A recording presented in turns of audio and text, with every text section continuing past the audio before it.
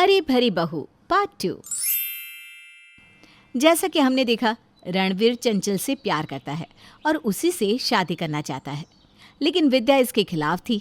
रिश्तेदारों के ताने और रणवीर की बढ़ती उम्र के कारण विद्या को चंचल और रणवीर की शादी करवानी पड़ती है। चंचल बहुत मिलनसार और खुश मिजाज लड़की थी। विद्या के घर आते ही वो सबके मन को जीत लेती है और सोसाइटी में भी अपना नाम बना लेती है। उनकी सोसाइटी की औरतें भी कुछ ही समय में चंचल की दीवानी हो जाती है और उसे भी अपनी कमेटी में ज्वाइन कर लेती है। चंचल का लोगों से इतना मिलना जुलना हरी और विद्या को पसंद नहीं था और दोनों मिलकर रणवीर के कान भरते हैं। उधर सुनैना को मात देकर चंचल सावन क्वीन बन जाती है। चंचल से बदला लेने के लिए सुनैना रणवीर के कान भरती है। चंचल के घर आते ही रणवीर उस पर बरस पड़ता है, जिससे चंचल रोने लगती है। पता नहीं रणवीर को क्या हो गया। शादी से पहले तो मेरी हर जीत पर खुश होता था, मेरी हर जीत पर मेरा प्रोत्साहन बढ़ाता था। रोते रोते चंचल सो जाती है और अगले दिन सुबह उठकर नहा धोकर रसोई में लग जाती है। आज कचौड़ी सब्जी बनाती हूँ, जिससे सबका मूड सही हो जाए। चंचल खाना बनाकर सबको परोसती है। इतने में ही उसका फ़ोन बजने लगता है। चंचल फ़ोन पर बातें करने लगती है। चंचल को बात करता देख विद्या कहती है, बहू जब देखो तुम फ़ोन पर लगे रहती हो, खाने के वक्त तो कम से कम छोड़ दो। मम्मी जी, वो ज़रूरी फ़ोन था ना, इसलिए। इन लोगों से बहस करवा लो बस। रणवीर खाने पर से उठकर चला जाता है। चंचल का मन भी खराब हो जाता है और वो भी नाश्ता नहीं करती। दोपहर का खाना पीना बनाकर चंचल किट्टी के लिए चली जाती है। तब सुनैना उससे कहती है, भाभी, आप रोज़ रोज़ कुछ ज़्यादा ही घर से बाहर नहीं निकल रही? हमारे घर में ऐसा नहीं होता। किट्टी ये सब क्या है? मैं तो नहीं करती ये सब, यहाँ नहीं चलता ये सब। लेकिन मैं तो पहले से ही जाती हूँ किटी पार्टीज़ में, रणवीर को भी पता है। देख लो, कुछ होगा तो आप समझना। ठीक है, मैं नहीं जाती, पैसे भिजवा देती हूँ। चंचल तैयार होकर भी किटी में नहीं जाती और अपने कमरे में जाकर रोने लगती है। क्या सोचा था और क्या हो गया? क्या पूरी जिंदगी मुझे अब इसी तरह बितानी होगी? अब हर छोटी बड़ी बात पर सब मिलकर चंचल को रोकने और टोकने लगते हैं। एक रोज़ जब विद्या घर पर नहीं थी, तब अखबार वाला आकर चंचल से कहता है, मेरे महीने का हिसाब कर दीजिए। मम्मी जी तो नहीं है। ठीक है, मैं हिसाब कर देती हूँ। चंचल पेपर वाले का हिसाब कर उसे पैसे दे देती है। चंचल को पैसा देते हुए हरी कहता है, तुम्हारी सास जब आती तब खुद हिसाब कर लेती। जवान बहू बेटियां अखबार वाले और दूध वाले से बातचीत करते अच्छी नहीं लगती, इसीलिए कहते हैं दूसरी जात की बहू लानी ही नहीं चाहिए घर में। चंचल को कुछ समझ में नहीं आता कि ये सब क्या हो रहा है। फिर अचानक चंचल को याद आता है कि रणवीर का बर्थडे आने वाला है। शादी के बाद ये रणवीर का पहला बर्थडे है। इस बर्थडे को मैं बहुत अच्छे से सेलिब्रेट करूँगी ताकि ये दिन यादगार हो जाए। वो चुपचाप किसी को बिना बताए बर्थडे की तैयारी में लग जाती है। केक वाले को केक बनाने का ऑर्डर दे देती है और अपने लिए एक वेस्टर्न ड्रेस ऑर्डर करती है।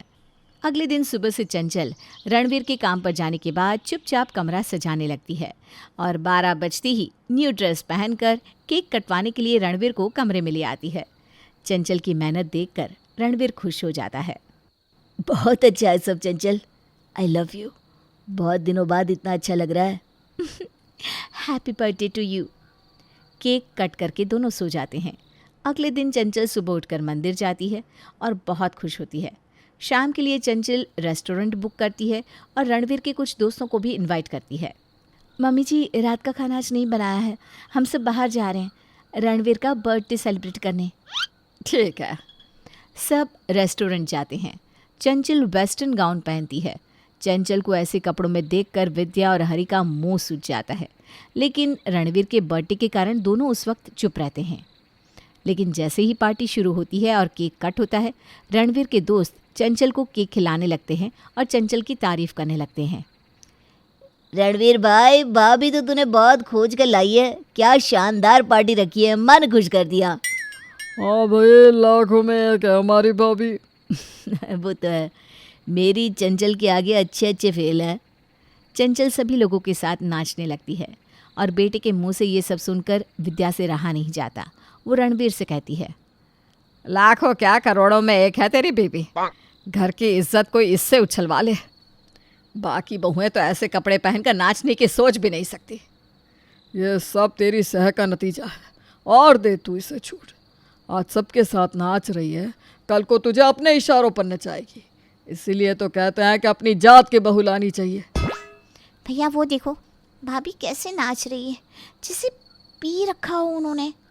रणवीर गुस्से में वहाँ से चला जाता है। जब सबको पता चलता है कि रणवीर वहाँ से चला गया है तो पार्टी खत्म हो जाती है और सब अपने घर चले जाते हैं।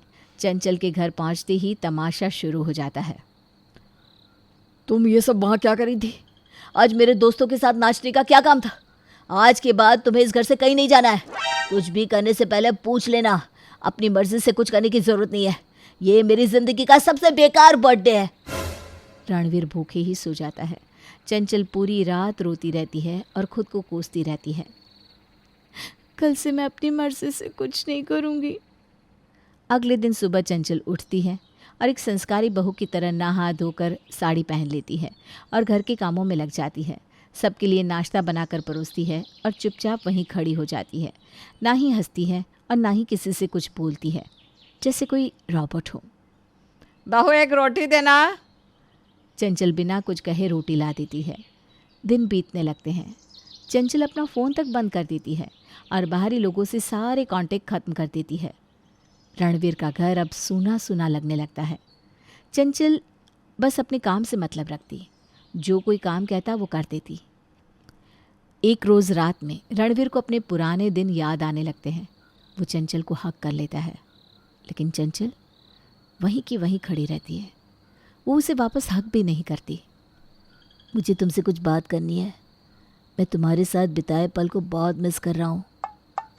चंचल सारी बातें सुन लेती है और जाकर सो जाती है, जैसे उससे कुछ फील ही ना हो रहा हो। दिन बीतने लगते हैं। विद्या और हरी बहुत खुश थे कि उनकी बहू अब घर पर ही रहती है। इधर रणवीर को अपनी गलती का एहसास होने लगता है और वो विद्या से जाकर कहता है, अब तो तुम बहुत खुश होंगे। तुम्हारे मन का जो हो रहा है। तुम लोगों की बातों में आकर मैंने मेरी चंचल के साथ बहुत बुरा किया और आज आप लोगों के कारण ही चंचल बस एक रोबोट बनकर रह गई। मेरी चंचल अब वो नहीं रही जिसे मैं प्यार करता था। आप लोगों ने मिलकर मार दिया उसे। मेरी चंचल को मार दिया। देख रही हो ना विद्या, ये चंचल की जुबान बोल रहा है। ये सब उसी का किया धरा है। खुद की दाल नहीं गली तो हमारे बेटे को भड़काने लगी। बस पापा बस। एक शब्द और नहीं सुनना मुझे मेरी चंचल के खिलाफ। मैं उसे लेकर इस घर से और आप लोगों से दूर जा रहा हूँ। नहीं नहीं बेटा, मैं तुझे कहीं नहीं जाने दूंगी। आप लोग मेरी चंचल को मार कर ही दम लेंगे, मैं समझ गया हूँ। ये सब आप लोगों की चाल है, क्योंकि चंचल हमारे जात की नहीं है ना। रणवीर चंचल को लेकर घर छोड़कर चला जाता है और अपनी नई जिंदगी की शुरुआत करता है।